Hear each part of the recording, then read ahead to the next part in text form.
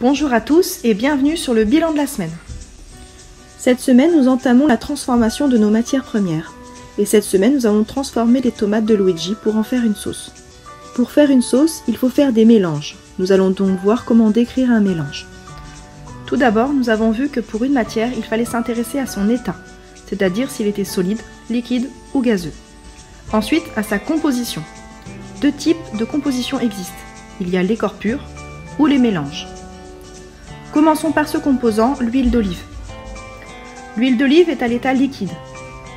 De plus, si on fait attention à l'étiquette, elle n'est composée que d'huile. On dit donc qu'il s'agit d'un corps pur. Elle n'est pas mélangée. L'huile d'olive est donc un corps pur. Et maintenant, faisons le même travail pour le coulis de tomate. Le coulis de tomate est également à l'état liquide. Cependant, quand on observe la composition, il est fait de vitamines, d'eau, de sucre. C'est donc un mélange. Notre coulis de tomate est un mélange. Notre coulis de tomate était un mélange, nous allons essayer de préciser le vocabulaire autour des mélanges. Les mélanges se découpent en deux catégories, les mélanges dits homogènes et les mélanges dits hétérogènes. Dans les mélanges homogènes, on ne voit qu'une seule phase, c'est-à-dire un seul liquide, un seul solide ou un seul gaz. En revanche, dans les mélanges hétérogènes, on peut en apercevoir plusieurs. Dans notre coulis de tomate, nous ne voyons qu'un liquide, c'est donc un mélange homogène. Il existe une autre sorte de sauce tomate, la sauce tomate concassée. On voit dans cette sauce tomate du liquide, comme tout à l'heure, mais également des morceaux de tomate, donc des solides. La sauce tomate concassée est donc un mélange hétérogène, car on voit du solide et du liquide. Un mélange homogène peut être le résultat d'un mélange d'un liquide et d'un solide. Si je prends un solide comme le sel et que je le mets dans un liquide, l'eau, on voit que le sel se dissout dans l'eau. Cela forme donc un mélange homogène.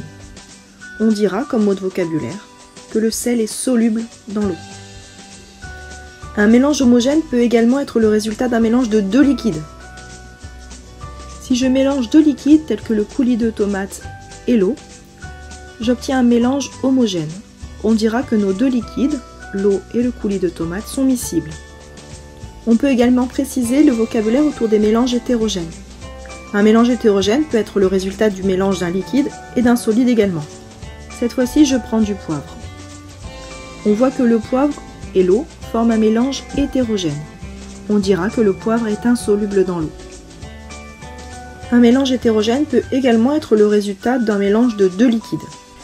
Si je reprends mon coulis de tomate et que j'y ajoute de l'huile, je vois que l'on forme un mélange hétérogène.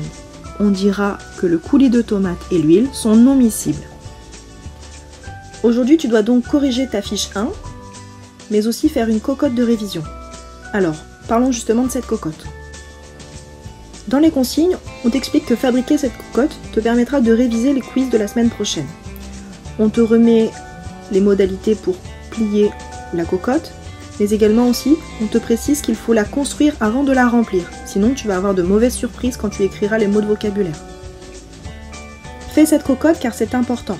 En effet, en écrivant une nouvelle fois les définitions, cela permettra à ton cerveau de mieux les apprendre, et ensuite tu pourras utiliser l'objet pour réviser en te posant toi-même les questions.